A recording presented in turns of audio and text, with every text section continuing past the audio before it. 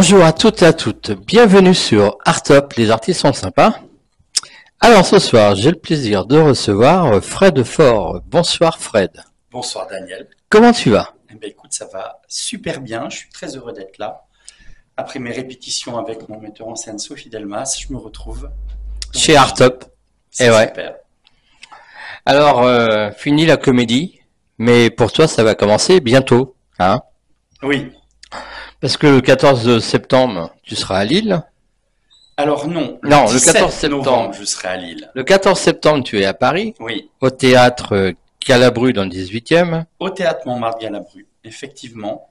Et le dimanche 17 novembre 2024 à 16h, tu seras à Lille. Ouais, ça sera une véritable course parce que le 16, je serai à Paris et le 17, je serai à Lille. Mais c'est un véritable plaisir en fait. Comment est née cette comédie? Alors, cette comédie, c'est déjà quelque chose de spirituel parce que j'ai eu la chance de travailler avec Matt Camison, qui a été un de ses musiciens, qui lui a écrit aussi une chanson, plusieurs chansons, mais il a écrit Rio do Brasil. J'ai travaillé avec Matt et je lui ai donné un texte. Il a été inspiré par ce texte et dans la nuit, il m'a composé une magnifique mélodie au piano. Et après, voilà, j'ai repris le cours de ma vie et j'ai rencontré Roberto, son neveu. Nous avions monté une association avec Alexandre Balduzzi qui s'appelait, j'ai oublié le nom de l'association, elle est fermée, mais elle aidait les artistes qui n'avaient pas les moyens de se produire, de les produire sur scène. Et avec Roberto, on est devenus amis et je me disais, tiens, c'est bizarre. Je travaille avec un de ses compositeurs, je suis très ami avec son neveu. Qu'est-ce qui se passe? Qu'est-ce qui se passe dans la vie? Et après, il y a eu des moments importants avec la famille de Dalida et je me disais, mais qu'est-ce qu'elle veut me dire, Dalida, en fait? Et un jour, j'ai eu comme une intuition et je me suis mis à écrire mon spectacle. Voilà, ça c'est l'origine du spectacle.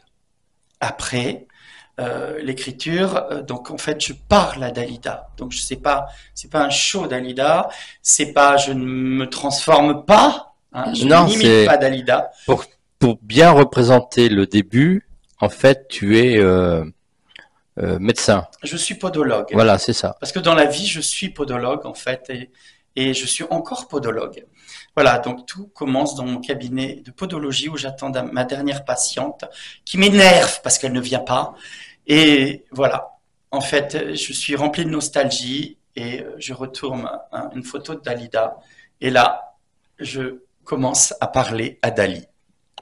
C'est combien de temps de travail pour faire un spectacle comme celui-ci? Alors, l'écriture, je l'ai faite pendant le confinement. Et après, j'ai eu de la chance parce que en fait, toute mon équipe artistique qui m'entoure ne travaillait pas à cause du confinement. Donc, mon metteur en scène, j'ai eu la chance de travailler avec Sophie Delmas, qui est mon metteur en scène, qui était mon coach vocal. Et voilà, elle m'a entouré d'une équipe professionnelle. Donc, Franz Morel à l'huissier m'a remis en forme mon texte, c'est mon librettiste. Ensuite, elle m'a présenté Eric Melville, qui m'a refait tous les arrangements musicaux. Donc, en fait, toutes les chansons ont des nouveaux arrangements musicaux, parce que je reprends 21 chansons de Dalida dans le spectacle, plus de des miennes. Et ensuite, elle m'a présenté un chorégraphe, Philippe Bonomo, et voilà. Et donc, on a construit ça pendant le confinement ou la période d'arrêt de travail, qui était longue. Ah, tu t'es bien occupé finalement. Ah mais oui, Hein? il faut. Plus, je m'occupais de ma grand-mère aussi, parce que je m'étais réfugié en Creuse, et donc j'avais mémé avec moi, qui avait 103 ans, je crois, à l'époque. Ouais. Ah oui, c'est vrai que tu viens de la Creuse. Voilà. Hein, Alors, je suis né à Paris, mais j'ai quand même toutes mes origines en Creuse, et je me sens plus creusois que parisien. Tu as écrit un peu le spectacle? Oui, j'ai écrit le spectacle pendant le confinement. Pendant le confinement, comment on arrive à écrire le spectacle? Comment tu as imaginé faire ce spectacle? Bon, c'est tout un travail quand même. Ah oui, c'est tout un travail et de toute façon, moi, le principal, c'est de parler à Dalida. Et d'ailleurs, je pense que s'il n'y a pas de hasard dans la vie, si j'ai travaillé avec son compositeur, si j'ai rencontré son neveu, sa famille, son cousin, Tony, c'est que, voilà, il y a quelque chose qui se passe. Donc, forcément, je devais parler à Dalida. Et ensuite, je lui ai parlé de moi. Alors, de mes différences.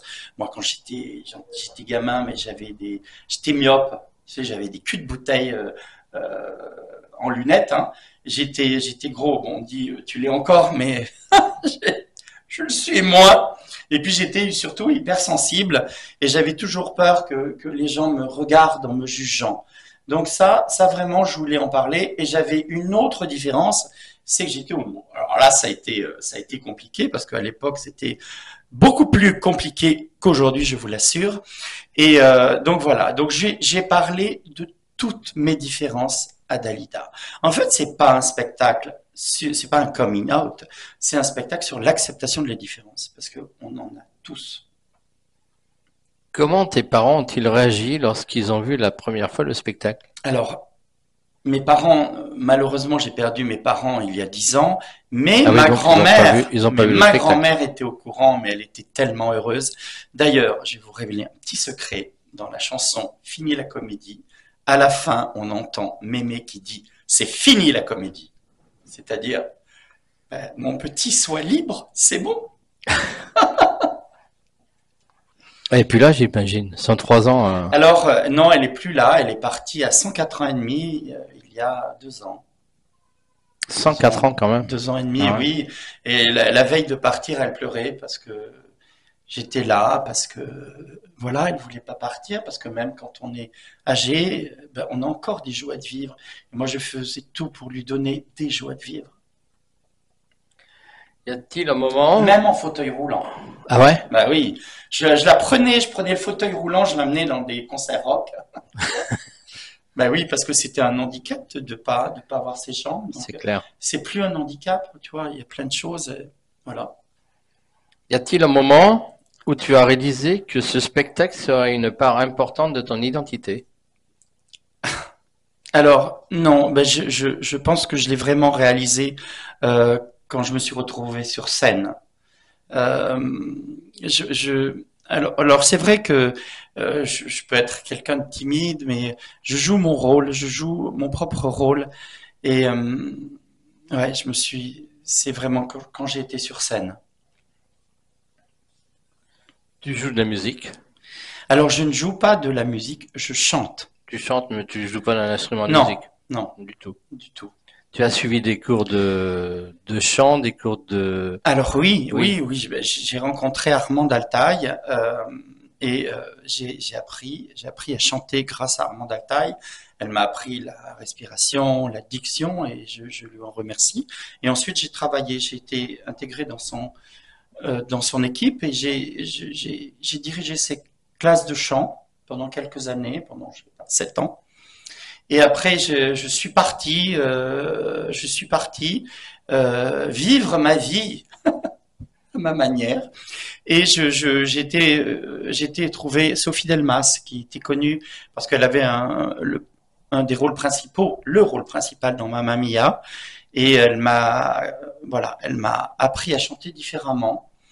Elle est devenue mon coach vocal et après, elle est devenue mon metteur en scène. comment s'est fait cette rencontre avec Sophie Delmas? Alors, ma rencontre avec Sophie Delmas s'est faite par l'intermédiaire de Marion, qui jouait également le rôle de Tania dans Mamma Mia. D'accord. Comment ce spectacle a-t-il joué un rôle dans ton éducation et ton développement personnel? Ah, mais ce spectacle, c'est de l'art-thérapie, en fait. Je me suis dit, et au début, je me suis dit, non, c'est toi, c'est pas possible. Et voilà, c'est vraiment, véritablement pour moi de l'art-thérapie et c'est quelque chose, il se passe toujours quelque chose de magique à chaque représentation, vraiment. Quel genre de musique écoutes-tu à la maison? Ah, alors, j'écoute du Dalida, mais mais je suis très fan de Freddie Mercury. J'adore sa façon d'être, sa voix, et j'écoute du Lady Gaga. Mais voilà, je suis assez ouvert au niveau musical. Alors, peux-tu nous parler d'une scène que tu as vécue lors de cette comédie? Une scène que j'ai vécue avec le Ouais, public, avec le public. avec le public, mais il y a toujours des choses extraordinaires parce que quand le rideau se ferme, forcément il s'ouvre parce que je vais vers le public et que j'aime profondément mon public. Et un jour, il y a un vieux monsieur qui doit 85 ans ou plus, qui est venu me voir les larmes aux yeux et qui m'a dit, mais dans tout ce que vous avez dit, dans toutes ces différences, je me suis tellement reconnu. J'ai vécu la guerre en tant que juif et j'ai été rejeté. J'ai été rejeté parce que voilà, j'étais un petit garçon différent des autres. Et il m'a remercié. Mais moi, ça m'a aussi rempli d'émotions parce que j'ai fait pleurer un homme de plus de 85 ans. Pour monter ce spectacle, quels ont été les défis auxquels tu as été confronté? Euh, euh, Être moi-même sur scène. Ça, c'est un véritable défi. Et je me suis dit, Fred, comment tu peux être toi-même sur scène? Comment tu peux donner le meilleur de toi-même? Comment tu peux euh, être émouvant? Et en fait, t'es émouvant quand tu donnes le meilleur de toi-même. Et ça, c'est un défi. Vraiment. Alors, tu sais que sur Artop, on adore les lives. Ah! On adore ça. Les lives. Mais Ah. j'ai tellement de chansons. Je sais pas, Alors moi, 22 tu sais ce que je te spectacles et 22 propose? chansons. Tu sais ce que je te propose? Oui. Moi, je te propose que je te mette ce que tu m'as envoyé, le medley. Je Ah, te mets le la medley. musique. D'accord. Je te mets le medley. Alors, donc je l'ai là. Je vais le mettre en... Et donc, tu vas chanter dessus. Oh là! Hein? Moi, il y a plusieurs chansons en plus. Alors, Oui, attends. mais il est peut-être long ou je peux chanter autre Non, chose? non, mais il n'est pas D'accord. très long, on a le temps. On est D'accord. sur Artop, on a tout le temps. Bon, merci à toi. On a tout le temps. Alors attends, je vais le retrouver. Bon, je l'ai écouté tout à l'heure. Mais il y a la voix, je crois, dessus. Bien sûr, il y a la voix D'accord. dessus, mais comme on est en direct et Ah qu'on oui, est oui. sur Artop, tu vas pouvoir rechanter dessus. Il y a Voilà. plein de surprises ici. Hein, il y a plein de surprises ici, n'est-ce pas? Alors attends, je suis en train de retrouver le mail que tu m'as envoyé. J'ai dû, Euh, j'ai dû t'envoyer tellement de mails. En fait, il faut que je retrouve Chichi, la in musique. paradisco. Il faut que je retrouve la musique sur mon portable. Alors, Va Gigi, fais-nous un coin au paradis. Une petite place qui ressemble à l'Italie. Wow, wow, wow, wow. Sing your song so long ago. Tu peux chanter en anglais comme tu l'as toujours rêvé. It's now or never. Va Gigi, fais-nous un coin au paradis. Une petite place qui ressemble à l'Italie. Mais voilà, je magnifique. te l'ai chanté. Voilà. Waouh!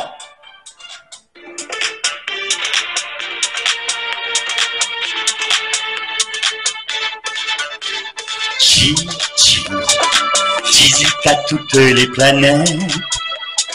Fille de Vénus à discothèque.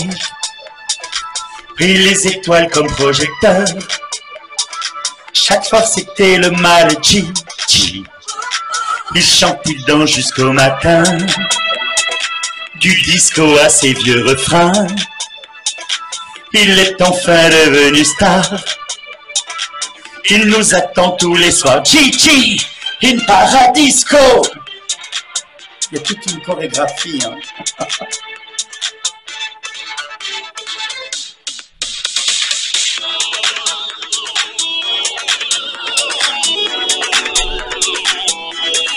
J'attendrai le jour et la nuit. j'attendrai toujours ton retour. J'attendrai, j'attendrai, car l'oiseau qui s'enfuit vient chercher l'oubli dans son nid. Le temps passe et court en battant tristement dans mon cœur si lourd. Et pourtant, j'attendrai ton retour.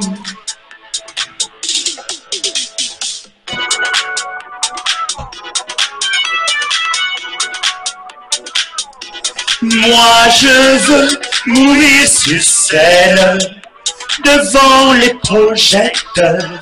Oui, je veux mourir sur scène, le cœur ouvert, tout en couleur, mourir sans la moindre peine. Au dernier rendez-vous, moi je veux mourir sur scène en chantant devant vous.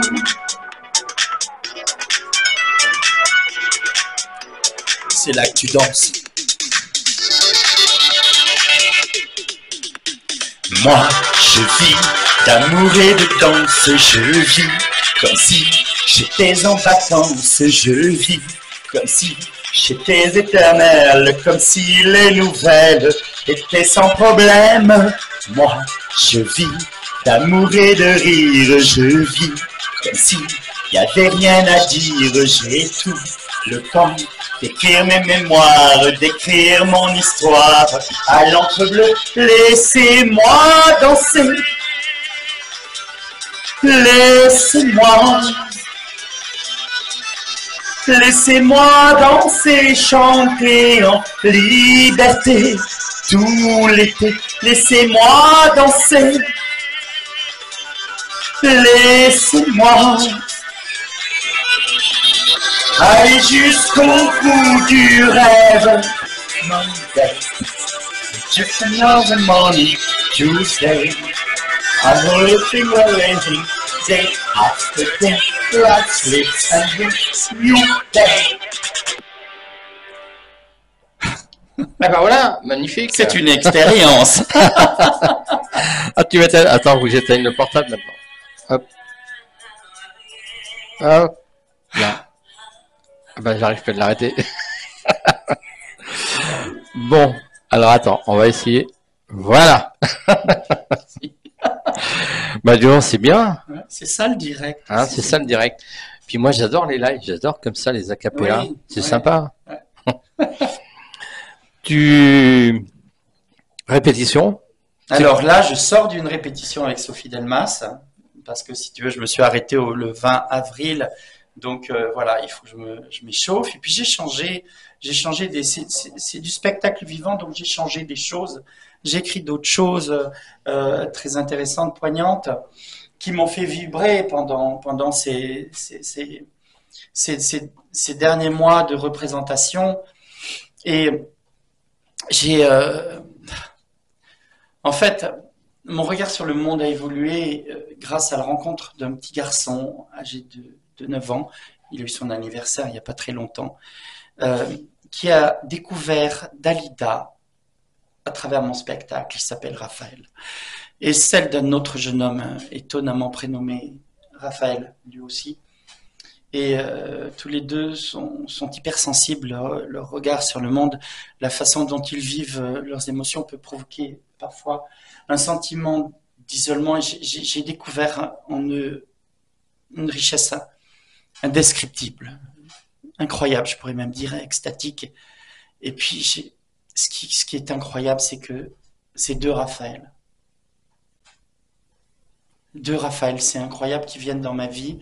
Cela ne peut pas être un hasard, surtout que Rafa, la racine de leur prénom, veut dire guérir. Donc, si ma démarche est le dernier acte d'une guérison longtemps espérée, savoir qu'elle peut aider d'autres personnes en souffrance ne peut que me donner la force de continuer à délivrer mes messages sur scène. Bon, en tout cas, Fini la comédie Confidence à Dalida à partir du 14 septembre 2024. Et ça sera tous les samedis à 18h. Alors, c'est un samedi sur deux à 16h30, oui. À 16h30. Et alors là, c'est à Paris, c'est dans le 18e. C'est ça, mais attends. Au théâtre Galabru. Alors, dans la vie, il n'y a pas de hasard. Ouais. Parce que j'ai passé une audition, c'était au théâtre Montmartre Galabru. Et je me suis dit, il n'y a pas de hasard. J'ai été pris. Et le théâtre Montmartre Galabru se situe juste en dessous de la maison de Dalida. C'est vrai, oui. Tout à fait. Et puis on va te retrouver également le dimanche 17 novembre à 16h30 à Lille. Voilà, la Comédie de Lille. Et quels sont tes projets pour 2024?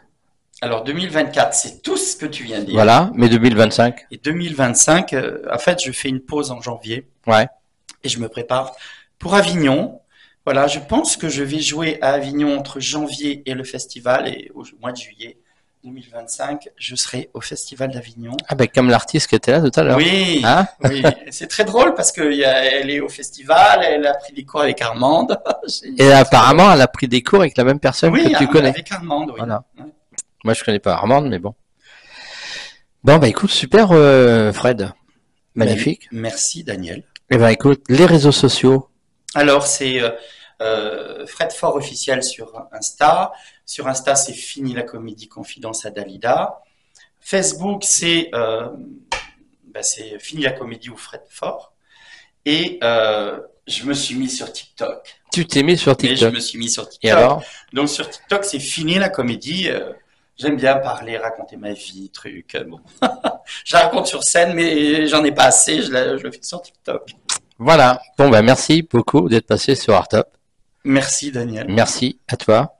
Et puis nous, on se dit à samedi prochain, même endroit, même heure, et allez voir Fini la comédie Confidence à Dalida avec Fred Fort. Voilà. Allez, bye bye. Salut. Bye, ciao. Bonsoir Madame Christie. C'est Frédéric Fort, votre podologue à l'appareil. Vous aviez rendez-vous à 19h30, il est 20h. Je pense que vous avez encore eu un contretemps.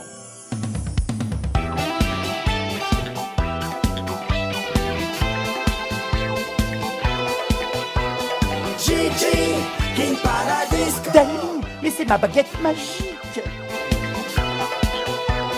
Gigi, King Paradisco.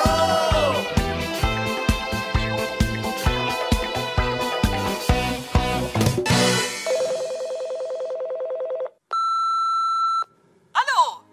Oui, c'est Madame Christie. Excusez-moi, j'étais chez le coiffeur et j'ai complètement oublié notre rendez-vous. La vie est insupportable. Pardonnez-moi.